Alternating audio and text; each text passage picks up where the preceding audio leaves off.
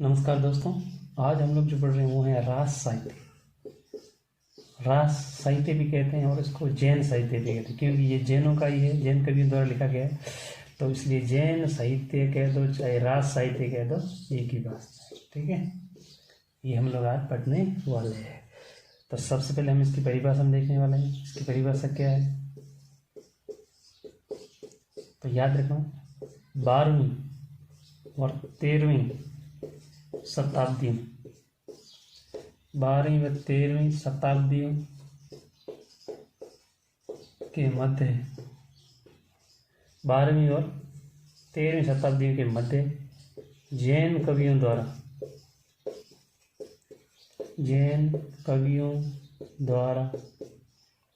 जैन धर्म का प्रसार करने के लिए जो साहित्य लिखा गया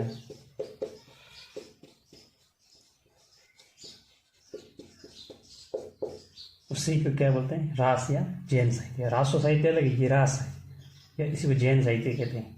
तो क्या है कि 12वीं और 13वीं जब शताब्दियाँ थी, उनके बीच के, उनके मध्य में जैन कवि कौन थे, जैन कवि थे। उन्होंने क्या किया, अपने जैन धर्म का ही प्रचार प्रसार करने के लिए उन्होंने जो भी जन भाषा में साहित्य या रचनाएं लिखी थी, वही रचना या ग्रंथ क्या कहलाए थे, रास या जैन साहित्य। दूसरी बात, रास शब्द का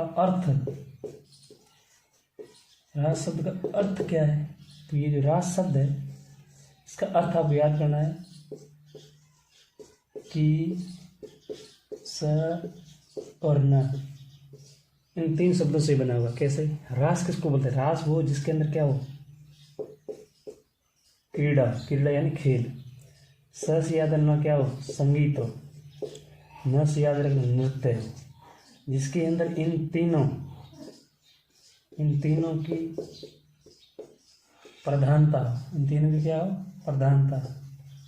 इन तीनों की प्रधानता हो, उसे ही क्या कहते हैं, रास साहित्य।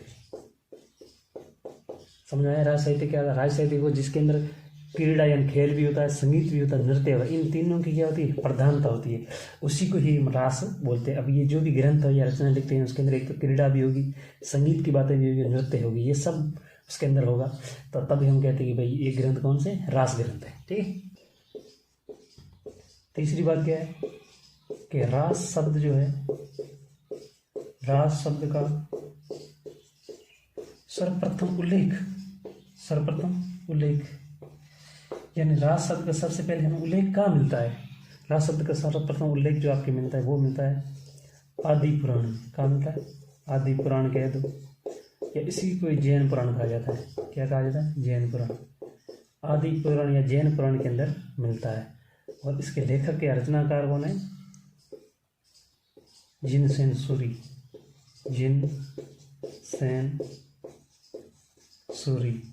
ये इसका क्या है, रचनाकार है। इसके अंदर जिनसेन सूरी ने आदि पुराण जैन पुराण में सबसे पहले इस रास शब्द का क्या किया था, प्रयोग। तो हम कह सकते हैं कि रास शब्द का सर्वप्रथम प्रयोग या उल्लेख जो हुआ वो आदि पुराण या जैन पुराण के अंदर किसने किया, जिनसेन सूरी। चौथी बात हम पढ़ेंगे कि भरत मुनि जो थे, भरत मुनि ने अपने ग्रंथ, भरत मुनि का ग्रंथ है नाट्यशास्त्र। भरत मुनि ने नाट्यशास्त्र के अंदर रास शब्द के लिए क्या, रास शब्द के लिए जो रास शब्द का जहाँ प्रयोग होना था, उसकी जगह इन्होंने किस शब्द का प्रयोग किया है, क्रीड़ा नियक, इस शब्द का प्रयोग किया है। समझाएगा। भरत मुनि ने अपने ग्रंथ नाट्यशास्त्र के अंदर जहाँ रास शब्द का प्रयोग करना होता है, वह उन्होंने रास शब्द का प्रयोग नहीं किया, बल्कि रास शब्द के स्थान पर उन्होंने किस शब्द का प्रयोग किया, क्रीड़ा नियक शब्द का प्रयोग किया है। 5वीं बात हम देखेंगे विशेषताएं, जैन साहित्य की विशेषताएं क्या है, खास बातें रास साहित्य के बारे में, इनके बारे में कुछ खास बातें। पहली बात क्या है, समय। पहली बात क्या देखेंगे, समय। फिर क्या देखेंगे, मुख्य उद्देश्य क्या था, कि क्यों लिखा गया ये मुख्य उद्देश्य है। फिर क्या देखेंगे, मुख्य क्षेत्र इसका क्या था, यानी सर्वाधिक कहाँ लिखा गया मुख्य क्षेत्र। तीसरी बात हम पढ़ेंगे, इसका इस रासो साहित्य का आधार के ग्रंथ कौन सा था, आधार ग्रंथ किसको माना है। आधार के बाद में हम लोग देखेंगे इसके जो नायक होते थे ना, वो नायक कौन होते थे। और फिर हम देखेंगे इनकी शैलियाँ कौन सी थी। तो समय हो गया कौन सा था, मुख्य उद्देश्य और मुख्य क्षेत्र, आधार ग्रंथ कौन सा था, नायक कौन सी थी, शैलियाँ कौन सी थी। शैलियाँ के बाद में हम लोग जानेंगे इन रास साहित्य की विस्तृत जानकारी हमें कहाँ से मिलती है। विस्तृत जानकारी, विस्तृत और प्रमाणिक कह सकते हैं जानकारी हमें कहाँ से मिलती है। तो सबसे पहले हम देखेंगे इसका समय। तो समय तो आपको पता है, जैन साहित्य या राज साहित्य का जो समय है वो 12वीं से 13वीं शताब्दी के मध्य, 12वीं से 13वीं शताब्दी के मध्य जैन का समय मिलता है। पहली बात होगी। मुख्य उद्देश्य क्या था, अपने धर्म का प्रचार करना के लिए। भाई ये राज साहित्य क्यों लिखा गया है, शौक से थोड़ी लिखा गया, अपने धर्म का प्रचार करने के लिए, प्रचार करने के लिए, ठीक है, धर्म का प्रचार प्रसार करने के लिए लिखा गया। तीसरी बात है, मुख्य क्षेत्र क्या रहा, ये कहाँ ज़्यादा रचा गया राज साहित्य। तो सबसे क्षेत्र 3 मिलेगी ना, सर्वाधिक जो क्षेत्र पूछे ना तो वो आपको गुजरात बताना है। सबसे अधिक जो साहित्य रचा गया गुजरात में रचा गया, और गुजरात के बाद में राजस्थान, राजस्थान के बाद में दक्षिण भारत में। कहाँ कहाँ रचा गया, तो गुजरात, राजस्थान, दक्षिण भारत में, लेकिन सबसे अधिक जो है गुजरात में, उसके बाद में राजस्थान में, उसके बाद भारत में रचा गया था। इस राज साहित्य का आधार ग्रंथ कौन सा माना, यानी किसको आधार बनाकर लिखा गया, तो वही आपके आदि पुराण। किसको, आदि पुराण, या इसी को आप कह सकते हो जैन पुराण। इसको ही आधार बनाकर राज साहित्य लिखा गया था। ये किसने लिखा था, जिनसेन सूरी ने, जिनसेन सूरी ने। और इसके नायक कौन होते थे, नायक वही जैन कवि ही होते थे, सॉरी जैन तीर्थंकर। नायक कौन होते थे, जैन तीर्थंकर, यही इनके नायक होते थे, ठीक है ना। शैलियाँ क्या थी, शैलियाँ तो एक चरित शैली, इसकी तो प्रधानता होती है सबसे ज़्यादा रास है, प्रधान शैली कौन सी, चरित शैली। और एक आचार शैली का भी प्रयोग मिलता है, और एक मिलता है आपके फागुन, जहाँ संगीत और नाच होता है, वहाँ पे आपकी फागु शैली का भी प्रयोग मिलते हैं। विस्तृत या प्रामाणिक, विस्तृत के तो या प्रामाणिक जानकारी जो हमें मिलती है राज साहित्य के बारे में, विस्तृत या प्रामाणिक जानकारी मिलती है, वो है आपके मोतीलाल मेनारिया। मोतीलाल मेनारिया का ग्रंथ है कौन सा, राजस्थानी भाषा और साहित्य, राजस्थानी भाषा और साहित्य। इसके अंदर इस राज साहित्य के प्रमाणिक और शुद्ध जानकारी मिलती है। इन्होंने इसके अंदर कितने जैन कवि लिए, 87 जैन कवियों को इन्होंने शामिल किया है। अंतिम बात ये है कि राज साहित्य आदिकाल का, ये मोस्ट बात है, आदिकाल का विश्वसनीय व प्रामाणिक साहित्य है, विश्वसनीय व प्रामाणिक साहित्य है, ठीक है, ये मोस्ट बात है। रास साहित्य के प्रमुख रचनाएं या ग्रंथ कह सकते हैं, ठीक है। ये है भारत, कौन है, भारत। और इस भारत में है ना 5 पांडव रहते थे। कौन रहते थे, 5 पांडव। भारत में 5 क्या रहते थे, पांडव। और वो बड़े क्या थे, बुद्धिमान। भारत में 5 पांडव रहते थे, वो बड़े क्या थे, बुद्धिमान थे। और चंदनबाला एक लड़की है, चंदनबाला रहती थी। और चंदनबाला, स्थूलीभद्र, एक कौन था, स्थूलीभद्र। एक थी चंदनबाला, एक था स्थूलीभद्र।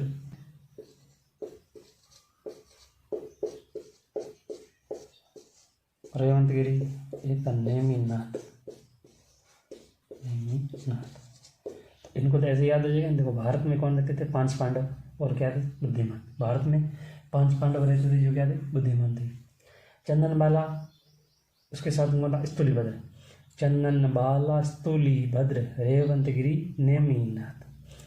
चंदन बाला स्थूलीभद्र रेवंत नेमिनाथ। चंदन बाला स्थूलीभद्र रेवंतगिरी नेमिनाथ। चंदन बाला स्थूलीभद्र रेवंतगिरी नेमिनाथ। चंदन बाला स्थूलीभद्र रेवंतगिरी नेमिनाथ। ये क्रम है इनका। देखो सबसे पहले 1 2 3 4 5 6 7, इनको क्रम से भी बिठाना जरूरी है। ये हो जाएगा आपके भारतेश्वर। भारतेश्वर बाहुबली। भारतेश्वर का बाहुबली। और भारतेश्वर बाहुबली किसने की? तो याद कैसे करोगे? देखो भारतेश्वर बाहुबली शालीभद्र सूरी। शालीभद्र सूरी कैसे याद होगा? भारतेश्वर बाहुबली शालीभद्र सूरी। भारतेश्वर बाहुबली शालीभद्र सूरी। भारतेश्वर बाहुबली शालीभद्र सूरी। भारतेश्वर बाहुबली शालीभद्र सूरी। भारतेश्वर बाहुबली शालीभद्र सूरी। और 5 पांडव में कर देना पंच पांडव। 5 पंच पांडव ये भी ग्रंथ है। इनके पीछे सबके रास लगेगा। जैसे भरतेश्वर बाहुबली रास शालीभद्र सूरी। पंच पांडव रास ये भी किसने लिखी? शालीभद्र सूरी। ये भी शालीभद्र में, ये भी शालीभद्र सूरी। बुद्धिमान, बुद्धिमान से याद रखना बुद्धिरास। ये बुद्धिमान में ट्रिक से याद समझाए। इसको क्या करोगे आप? बुद्धिरास। और ये बुद्धिरास किसने लिखी? शालीभद्र ने। तो ये तो एक ही है, आप इतना आसानी। भारतेश्वर बाहुबली शालीभद्र सूरी। भारतेश्वर बाहुबली शालीभद्र सूरी। पंच पांडव शालीभद्र। पंच पांडव शालीभद्र। पंच पांडव शालीभद्र। बुद्धिरास शालीभद्र। बुद्धिरास शालीभद्र। ये तीनों शालीभद्र की। ठीक है। पीछे नीचे ये रही चंदन बाला। रचना का नाम ही चंदन बाला है। लिखने वाला कौन है? आसगु कवि। आसगु कवि। चंदन बाला आसगु। चंदन बाला आसगु। चंदन बाला आसगु। चंदन बाला आ से आसगु। चंदन बाला आ आसगु। चंदन बाला आ आसगु। चंदन बाला आ आसगु। और स्थूलीभद्र। स्थूलीभद्र लेना जिन धर्म सूरी। स्थूलीभद्र जिन धर्म सूरी। स्थूलीभद्र जिन धर्म सूरी। स्थूलीभद्र जिन धर्म सूरी। स्थूलीभद्र जिन धर्म सूरी। ये द को द कर देना। द को ध कर देना। द को क्या करोगे? ध। स्थूलीभद्र जिन धर्म सूरी। स्थूलीभद्र द धर्म सूरी। तो जिन धर्म सूरी। स्थूलीभद्र द ध कर देना। धर्म सूरी। स्थूलीभद्र जिन धर्म सूरी। और रेवंतगिरी है। इस रेवंतगिरी में ये व उठाना। व रेवंत में क्या उठेगा? व से याद रखना विजय सेन सूरी। व से विजय सेन सूरी। रेवंतगिरी में व से विजय सेन सूरी। रेवंतगिरी विजय सेन सूरी। रेवंतगिरी विजय सेन सूरी। रेवंतगिरी विजय सेन सूरी। रेवंतगिरी विजय सेन सूरी। रेवंतगिरी विजय सेन सूरी। रेवंतगिरी विजय सेन सूरी। इस तरह से। ठीक है। नेमी ना सुमति गुण। नेमी ना सुमति गुण। ये गुण ऐसे ही लिखा हुआ। ठीक है। नेमी ना सुमति गुण। नेमी ना सुमति गुण। नेमी ना मी से मति हो जाएगा। नेमी मी म मति। नेमी मति। नेमी मति। नेमी मति ऐसे हो जाएगा। नेमी ना सुमति गुण। नेमी ना सुमति गुण। नेमी ना सुमति गुण। पहली रचना ले रहे हैं हम भरतेश्वर। भरतेश्वर बाहुबली। भरतेश्वर बाहुबली याद कैसे होगा? भरतेश्वर बाहुबली शालीभद्र सूरी। भरतेश्वर बाहुबली शालीभद्र सूरी। भरतेश्वर बाहुबली शालीभद्र सूरी। भरतेश्वर बाहुबली शालीभद्र सूरी। सबसे पहले हम इसका समय देखेंगे, यानी कौन से समय की ये रचना मानी जाती है। तो 1184 समय याद रखना। 1184 ईस्वी की ये रचना मानी जाती है। ठीक है। दूसरी बात क्या है? कथानक क्या है? कथानक क्या है? कथानक क्या है? एक तो है भरतेश्वर इसके अंदर, भरतेश्वर। एक तो कौन है, बाहुबली। एक है आपके बाहुबली। भरतेश्वर कौन है, ये अयोध्या का शासक, अयोध्या का राजा। ये है आपके तक्षशिला का राजा, तक्षशिला, दोनों भाई है सगे, तक्षशिला का राजा। इसके अंदर प्रारंभ में तो युद्ध करते युद्ध रथ दिखाया है। पहले युद्ध रथ का मतलब युद्ध करते हुए, युद्ध रथ, पहले युद्ध रथ दिखाया, यानी झगड़ा करते हुए दिखाया, युद्ध रथ दिखाया। बाद में क्या हुआ, जैन धर्म ग्रहण करने के बाद में मोक्ष का अधिकारी बताया, मोक्ष का अधिकारी सिद्ध किया। मतलब समझ में आ रहा है? मतलब जो पूरी रचना में ना, आधी रचना में तो आप सिर्फ इन दोनों के बीच में लड़ाई झगड़ा युद्ध एक दूसरे की बनती हुई ऐसे दिखाएगा। दूसरे पार्ट में क्या है, जैसे ये दोनों इतना झगड़ा करने के बाद में ये जैन धर्म ग्रहण करते हैं, तो जैन धर्म ग्रहण के बाद में इतने पाप वगैरह किए हुए के बाद भी इनको क्या प्राप्त हो जाता है, मोक्ष। तो वो जैन धर्म की सारी रचनाओं में यही मिलेगा कि पहले वो कुछ गलत काम करेंगे, बाद में जैसे जैन धर्म ग्रहण करेंगे तो उनको मोक्ष मिल जाएगा। तो ये सभी कहानी में इस तरह से चलेगा। काव्य रूप क्या है इसका, इस रचना का काव्य रूप क्या है? तो काव्य रूप में याद रखना, एक हजारी की बात है, एक शुक्ल की बात है। हजारी कहता है ये, हजारी बाहुबली से खंड खाता है। क्या खाता है? खंड। हजारी कहता है ये खंड काव्य है, जो ये सब लोग मानते हैं, सर्व मान्य है, ये प्रमाणिक बात है, सर्व मान्य है, सब विद्वान इससे बात से सहमत है। शुक्ल कहता है नहीं ये मुक्तक काव्य है, लेकिन कोई मानता नहीं मुक्तक काव्य है। तो यहाँ शुक्ल की बात फिर मान्य नहीं है, लेकिन यहाँ हजारी की बात मान्य है कि भरतेश्वर बाहुबली खंड काव्य है। क्या है? खंड काव्य। तो इसके अंदर जो छंद है ना, कुल छंद वो है आपके 205 छंद है इसके अंदर। कितने? 205। और तीसरी बात है कि मुनि जिन विजय, कौन सा मुनि? मुनि जिन विजय, मुनि जिन विजय ने इसे रास, अपन क्या पढ़ रहे हैं, रास पढ़ रहे हैं, तो रास साहित्य की प्रथम रचना मानी है। रास साहित्य की प्रथम रचना मानी है। तो आपसे पूछा जा सकता है कि रास साहित्य की पहली रचना कौन सी है? भरतेश्वर बाहुबली शालिभद्र सूरी। कब? 1184 में लिखी गई। भरतेश्वर बाहुबली के मध्य पहले युद्ध करवाया, बाद में मोक्ष धर्म प्राप्त करने का बताया गया है। और ये इसका कथन है, काव्य रूप क्या है? हजारी के अनुसार ये खंड काव्य जो सर्वमान्य है। और छंद इसमें दो कहते हैं 205 है। मुनि जिन विजय ने इसको रास साहित्य की पहली रचना माना है, जो सही है। दूसरी रचना कौन सी है? भारत में पंच पांडव रहते थे, तो पंच पांडव रास, ये तो सबके साथ है। पंच पांडव रास किसने लिखी? वही शालिभद्र सूरी। पंच पांडव शालिभद्र सूरी ने ये लिखी, पंच पांडव। ठीक है। और इसका जो समय है, पहले पॉइंट हम लोग देखेंगे इसका समय आप याद रखना 1191 ईस्वी। ठीक है ना। वो 84 में, तो ये 1191 ईस्वी में। इसका कथानक क्या है? कथानक ये है कि पांडव जो थे ना, पांडवों को अहिंसावादी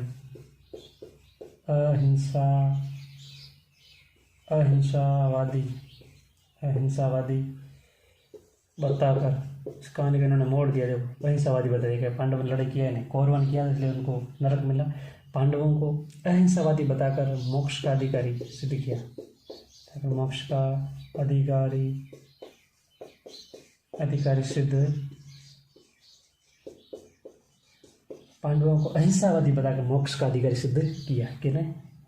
ये नाम। ठीक है। कथाने के बाद उसका काव्य रूप क्या है? तो काव्य रूप में इसका ध्यान रखना, ये एक महाकाव्य है। क्या है? महाकाव्य। ये छोटा मोटा कोई काव्य नहीं है, बहुत बड़ा महाकाव्य। पांडवों की बात आ रही, सीधी बात है, महाकाव्य ही होगा। है वो महाभारत था, तो ये क्या महाकाव्य है। और इसके अंदर इन्होंने जो सर्ग है ना, इसके अंदर कुल सर्ग जो है वो कितने? 15 सर्ग बताए। ठीक है। और ये रास साहित्य जो है, ये रास साहित्य की प्रथम रचना तो भरतेश्वर बाहुबली थी, लेकिन ये रास साहित्य की प्रथम ऐतिहासिक ग्रंथ है। कौन सा है? ऐतिहासिक। राज साहित्य का प्रथम ऐतिहासिक ग्रंथ माना जाता है, ये ध्यान रखना। तो पंचपांडव राज शालिभद्र सूरी समय 1100 करोड़ ईस्वी। कथन क्या है? पांडवों को अहिंसावादी बताकर उनको मोक्ष का अधिकारी सिद्ध किया गया। काव्य रूप में ये महाकाव्य है। महाकाव्य तो उसके अंदर सर्ग होंगे कितने? 15 है। और ये राज साहित्य की पहली ऐतिहासिक नोट। राज साहित्य की प्रथम ऐतिहासिक रचना कौन सी? अभी हमने पढ़ी पंच पांडव।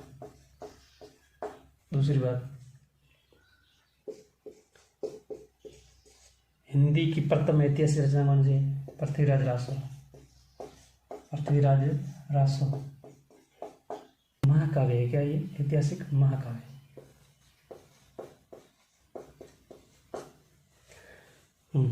तो राज साहित्य की प्रथम ऐतिहासिक महाकाव्य, ये ध्यान रखना है।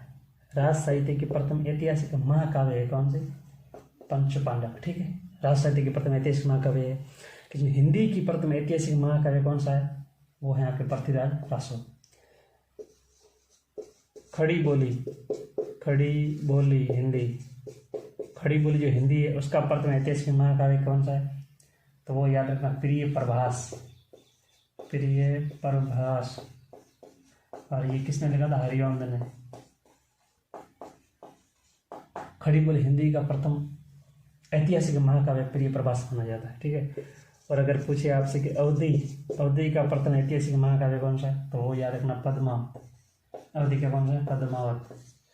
अगर वो आपसे पूछे हिंदी का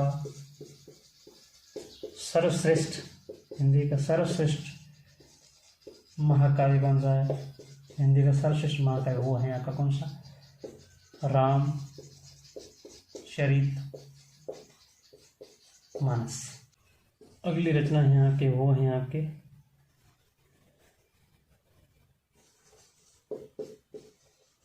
बुद्धिरास। और ये किसने लिखी थी?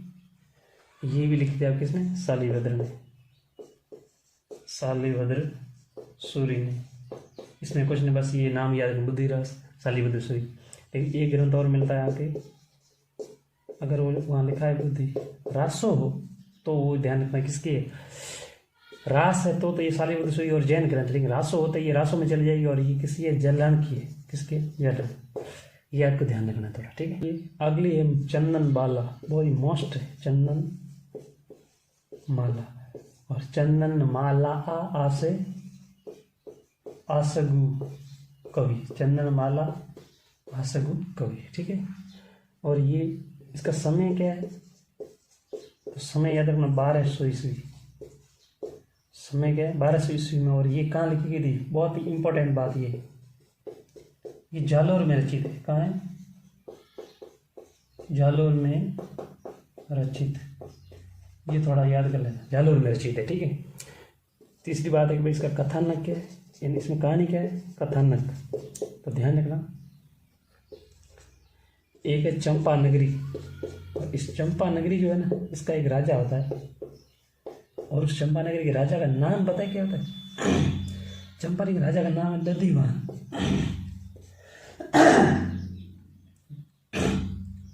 चंपा नगरी का राजा होता है। इस राजा का नाम क्या है? दधिवाहन। और इस दधिवाहन की पुत्री कौन होती? पुत्री। और इस पुत्री का नाम क्या होता है? चंदनबाला। चंदनबाला। ये बेचारी 7 वर्ष की होती है। कितनी? 7 वर्ष की होती है। उस समय से कौन उठा के जाते हैं? डाकू उठा के लेके जाते हैं। किसके पास भेज देते हैं? सेठ के पास भेज देते हैं। और ये सेठ है ना, वेश्यावृत्ति में धकेल देता है। कहाँ? वेश्यावृत्ति में धकेल देता है।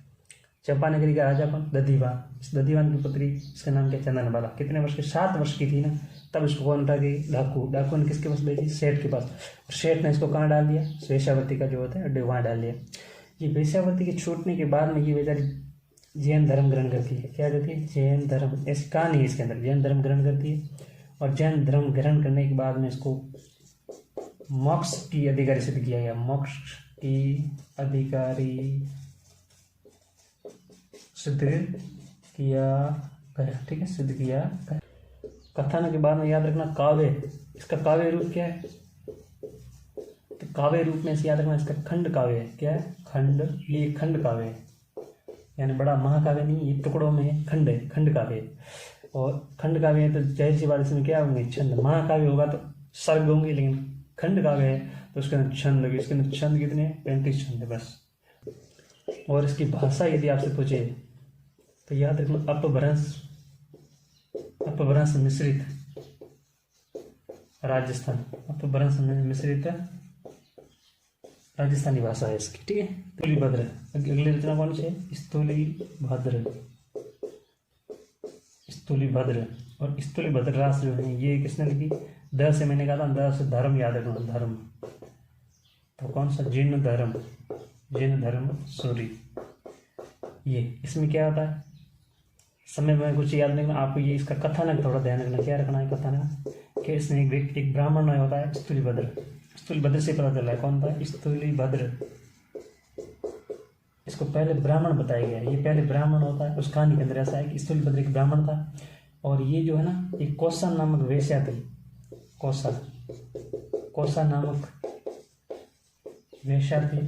कौसा नामक वेश्या के साथ भोग लिप्त हो जाएगा। भोग लिप्त पतित हो, यानी एकदम वेश्या के साथ में इसका जीवन भी बीतने लगता है। तो ये एक गलत बात होती है। तो इस तरह से स्थूली भद्र को पहले ब्राह्मण बताया, ब्राह्मण के बाद ये कौसा नाम वेश्या के साथ में ये भोग लिप्त बताया गया है। उसके बाद में ये जैसे ही जैन धर्म की दीक्षा लेता है, जैन धर्म में दीक्षित होने के बाद जैन धर्म में दीक्षित होने के बाद में इसको क्या बताया गया है? मोक्ष का अधिकारी सिद्ध किया गया है। बस ये इसकी इतनी सी कहानी।